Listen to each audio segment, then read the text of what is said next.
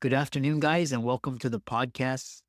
I've got a fantastic guest for you today, Philip Sessions, originally from Texas, my hometown, Houston, now living in South Carolina, and he's doing some really amazing work. He is one is in his communication and coaching, so he helps primarily dads communicate better to become better leaders for their family. He's also pivoted and added extra virtual assistant and a lot of doing marketing as well. So I'm really happy to bring him on and talk about that work as well. So Philip, welcome.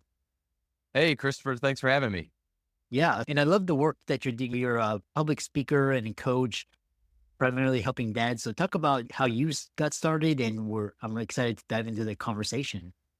Yeah, so it really goes back to not being comfortable with speaking myself and really getting passed over for opportunities in the corporate world to be able to move up and have opportunities be on cool and exciting projects. But I was also on projects and involved in stuff, but I got talked down to too. So it was really weird, like this weird dynamic. I get passed over, but then I was always the person that they relied on. But then it was like I got talked down to, and it was like, oh, you're not really doing that work. And so really figuring out how to find my own voice and confidence or self-confidence and everything. And it was really through learning how to speak up for myself. And then an opportunity at BMW Manufacturing where I went from being a controls engineer, which basically we program automations for manufacturing processes or any redundant or repetitive process. We create a program to make it automated with robots or whatever it may be.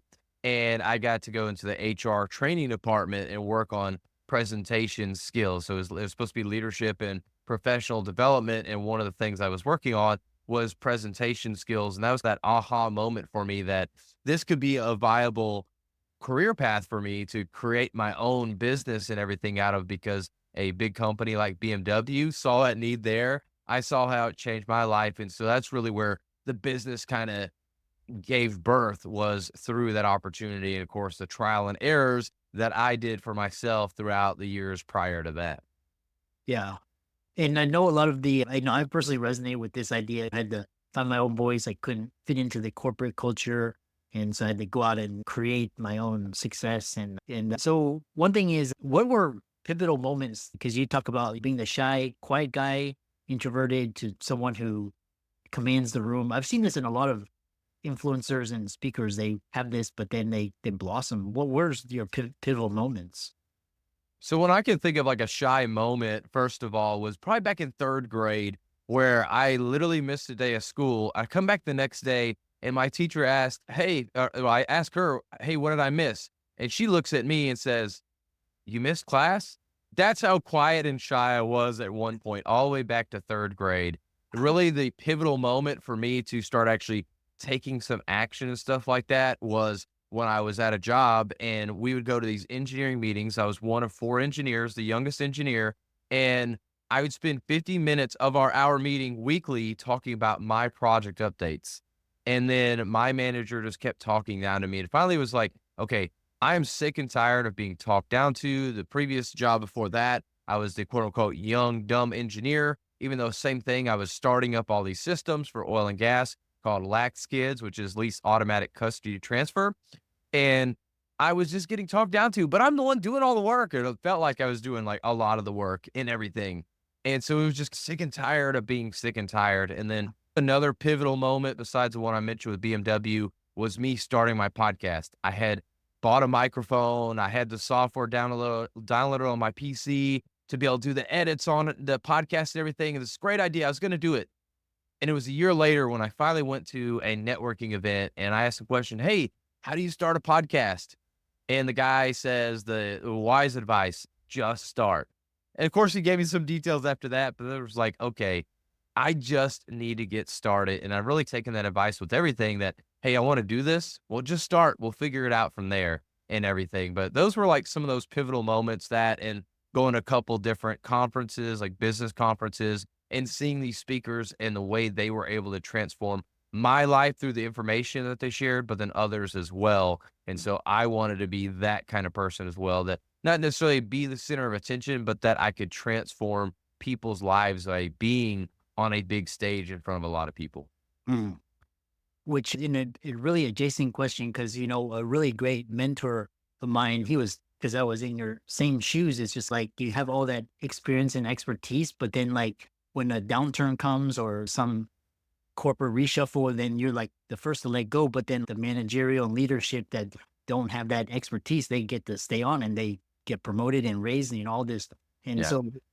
so how a lot of people in the same position, like they're great doctors and lawyers, but for example, COVID, they got fired because the hospital couldn't afford to pay them. And like I said, talk about developing managerial and leadership skills, because these are some of the skills that are more highly valued here in the West. And how can people take their knowledge and experience and basically work smarter as opposed to harder? Mm. Great question. And I want to come back on this real quick and mention that whether you're trying to save your job or whatever it is, you have to be your own cheerleader, especially in the corporate world. Really, to me, it comes down to lazy management, but also at the same time, when your manager has 30 people that they're managing, they can't know every single thing that you're doing. So you as the professional or you as the non-managerial person, you need to be letting them know what it is that you're doing. And it's not, hey, by the way, boss, here's what I'm doing. Hey, this is what I did today. Oh, I'm going to do this today. Check in and check out. I plan on doing these things. And then you check out and say, okay, I did these things. No, it's just about giving them updates here and there. And if you don't have one-on-ones, you need to set those up. Managers, I believe, should be setting these up already. But if they're not, start setting those up, even if it's once a month or every other week, whatever it is. But you have to start communicating. Here's the things that I'm doing. And find ways. And now you need to be doing actual projects, not, hey, I drew something in AutoCAD. Make sure it's something actually beneficial and start to promote yourself, because that's the only way people will be able to recognize you. And how I can relate this is with Coca-Cola.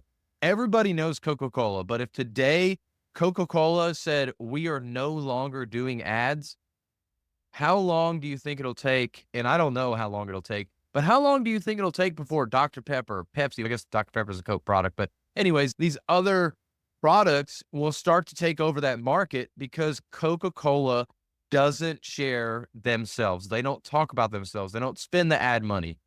It probably won't take that long because these other companies are spending that much on ads, and there's other factors that go into that. So it's the same thing for us. People will not recognize the things that we do unless if we let them know.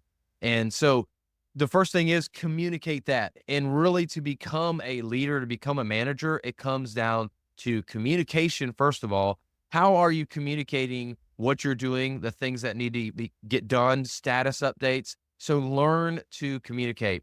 And the best way I find to do that is getting your phone and learning how to do even a simple 30-second video. If you can continue time and time again to be able to speak about something for 30 seconds, articulate those thoughts, that's going to transfer over to your emails, to your text messages, phone calls, you being in person, or like how we're on a podcast right now, or being an interview. You're going to be able to answer questions. You're going to be able to translate information more thoroughly because you've gotten that practice. The second thing is learning how to delegate. This is one thing with my engineering background. I've been guilty of this because it feels like, okay, I'm the one doing the work. That's more beneficial than not doing the work. In the corporate world, it's really not more beneficial. Yes, you need those people actually doing the work. Like they still have a benefit, but the reason why these highly technical people or these highly skilled people lose their job is because they don't communicate it, but then they also aren't able to replicate that work to be done. A manager, a leader can replicate people and get people to do work and guide them to make the business move forward. You as an engineer, you as a doctor or a lawyer, you are not building the business per se. You are doing, yes, you're doing valuable work, but you're not able to build that business. So we can keep a manager on, and as soon as we have an uptick in the economy or our funds come back together, cash flow is good again, we can start to hire people, and this manager can direct them to be able to do the things. But you as an individual contributor, you cannot do that. So that's why they get cut first. So you need to learn how to be able to delegate or replicate yourself at a minimum. So you do this work. How are you creating standard operating procedures, or how are you documenting the things that you do so somebody else can take on that work And I always like to use the scenario of, if you got ran over by a bus today, could somebody else pick up your work and start working on it? If you can start doing those things and have things in place, you become more valuable, because now not only do I know that you know how to do the work, but I know that somebody else can pick it up. And you're looking out for the business's interest, because you're trying to make sure that the business is prepared if something were to happen to you. And too oftentimes it's a hard thing to do, but it's something that isn't done a lot of times for those that are highly skilled. So I'd say those are the two things: learning how to replicate yourself or delegate that work and have other people do it. And then also learning how to communicate are going to be two highly desired skills for any employer, or even if you're on your own, to be able to learn so you can grow and develop and not lose your job when there is that downturn in the economy. Yeah, it's really another mindset shift, because I was actually talking about it. I had another guest who was saying the same thing. Like, he kept getting fired or let go, and he was like, he was harder working than a lot of the people that got to stay on. He is, yeah, this is not fair. The world is not fair. And he was like, I got to work smarter, not harder. Which, you so said. The next question I have for you is, because let's say this individual or employees, like, they're doing that, they're promoting, they're communicating, they're adding value. And at some point, sometimes there is a glass ceiling in the corporate world. And so how do these skills translate to going out on your own, like becoming an entrepreneur? You were coaching and you were speaking and how do these skills translate from what you were just talking about in the corporate setting? Yes, these two skills, communication can impacts every part of your life. And I'm a true believer that 90+% of all problems that you have, personal, business, whatever it is, come down to a lack of communication or poor communication at a minimum. And so if you get better at communicating, you're able to do so much more and not have as many problems. You're still going to have problems, but you'll have much less problems if you can communicate better. And so learning to communicate will allow you to start working with people, and people are what make you actually have a business. Because believe it or not, and it's an unfortunate thing, as you're starting your business, like, you have all these friends that are supportive of you. They think it's a great idea, but they're not the ones that are going to buy from you, but they're the ones that trust you. So in order to get a stranger to trust you, you have to communicate well so they can understand what it is that your product or service does, who you are, and building that trust. And how that happens is through good communication. So you really need to get that good communication in the first place. And then the other side, that delegation, is really, and it may not be necessarily directly that, hey, you've got your friend, you've delegated work to them to do, but maybe you're getting them to help put that word out there, planting that seed, which goes back to the communication. But hey, just specifically saying, this is what you need help with, or here's what you're trying to do and everything, and have other people help you out, which it goes back to the communication, but you're also starting to be able to delegate that work. And as soon as you can start to afford it, try and find ways to be able to actually delegate that work to somebody else, whether it's a virtual assistant or actually hiring an in-house employee or whatever that may be, so you can start to replicate yourself. And now you're creating more value within your business and with yourself, because now you're not only doing everything, you have somebody else doing that. And so that's a $10 task or a $30 task or a $100 task that you now have offloaded to somebody else, and now they can focus on that full time.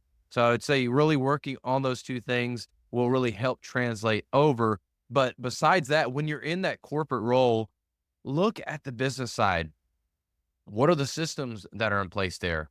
What are the sales like? And so I'd say that the systems behind a corporation, how they run that, is something that you need to look at, learning to communicate, and then also sales/marketing, getting yourself out there. But really that word of mouth, talking to individuals, is going to be a huge thing for you when you're going out in your business. But then also learning how to sell. That is probably one of the hardest things for me as an engineer and everything that I had to really pick up. So finding books and just really getting after it and having conversation after conversation and trying to go and have more and more sales conversations. And by doing that, all of a sudden I'm able to get more business because I'm talking to more people rather than waiting for them to come to me, because they're not going to come to you. You have to go to them until you get to become a Coca-Cola or a BMW where they start to come to you. Yeah, I love that. And what you were referring to is because basically you were talking about as an employee or a highly skilled employee, you're contributing, but you're not building or you're not leading or managing and so when you go out on your own, these skills you're talking about building, you have to hire people, you have to manage them, and you can use people or now you've got AI and software Yeah. to do that. And throughout the whole thread of the conversation, you're talking about communication and how does this communication thread apply? Because not only in corporate, but in the business setting and family setting with your spouse and your kids, how does that change? I always look at who the person is. So with my spouse, I'm going to talk to them different than I will talk to my kids, especially since they're 8 months old and 3 years old. A lot different age there and everything. And so obviously the one's not talking yet, but the 3-year-old is talking. But just who is the person I'm talking to? And I'm going to try to talk to them in that manner. And we're in geographically different locations, but we're still part of the South. So it's a little bit different. The Houston area, you're going to have a little bit more business minded, so you can be a little bit more direct. Here in South Carolina, people are a little bit more laid back. They want to be able to be more friendly first, and then we can start to have more of that direct conversation. But if you go up to New York, it's going to be very direct. Let's just shoot right to the point and everything. So you have to know where you're at geographically, who that person is and everything, and really tailor that communication to that person. And so same thing with my wife. I'm not even though I'm an entrepreneur, maybe even a man, we like to shoot from the hip and just figure things out as we go. Yeah. I need to explain to her what the benefit of this is, what the plan behind this is. She needs to see security in something before I do it, or a for sure plan. At least that's how my wife is. And I think that's, a lot of guys that I've talked to, it seems to be that same way. I don't want to stereotype necessarily, but you have to look at the person and what their background is, how you think they're going to react. And it is a little bit of assumptions, but as you get to know them, it becomes not an assumption, it's actual factual information. And so just going based on where they're at and start to communicate the way that they need to. Unfortunately, as technical people, and people in general, we want to focus on talking to people the way we want to be talked to. We want to work with people the way we want to be worked with. But that's not how the real world works. Everybody's focused on themselves. So we need to focus on that person, that individual we're talking to, and try and communicate with them in the way that they want to be communicating. And so that's what I would say. Just start to focus in on the person, how they want to be communicated to, and that conversation will go a lot better. Mm. Yeah, I'm always reading books about personal development and just empathy. And the more it boils down to what you're talking about is just emotional intelligence and how you can lead and manage. A lot of people, myself included, I still have monotone, and you talk about communication and kind of your vocal tonality and the way you present is how you do it. So what's like techniques that people can do to overcome their monotony and become more engaging and interesting and charismatic? I would start maybe like end of sentences and stuff. So if I ask a question, like, hey, what do you think about this? Like I'll ask, I'll try to emphasize like that instead of, what do you think about this? If I say this, then it's okay. So you're making a statement or is it a question? It's confusing. So try to work on if you're asking a question versus a statement. And then also what's the emotion behind that sentence? So another extreme example is, I'm so sorry to hear about your in-law passing away. I'm smiling. I sound excited. That doesn't sound sorrowful at all. But I said, oh my gosh, I'm so sorry to hear about the loss of your in-law. That sounds more sorrowful. So really focusing on that end of sentence, whether it's a question or not, or a statement or whatever it may be. And then also, what's that emotion that you're trying to bring into that sentence that you should be? And now we shouldn't be faking that. But still, if I'm happy about you losing your job or a significant other, or whatever it may be, that's going to be really off-putting and not make sense. So thinking about the situation and what emotion behind the message that you're trying to share will be helpful for you to create that tonality within your voice. And then it's just all about practice. So again, go back to the phone, try and be more excited, and especially when you're on video, like they say in Hollywood, that the camera adds 10 pounds to you on camera. You want it, like, just put a percentage out there. Like, it takes away like 90% of your emotion.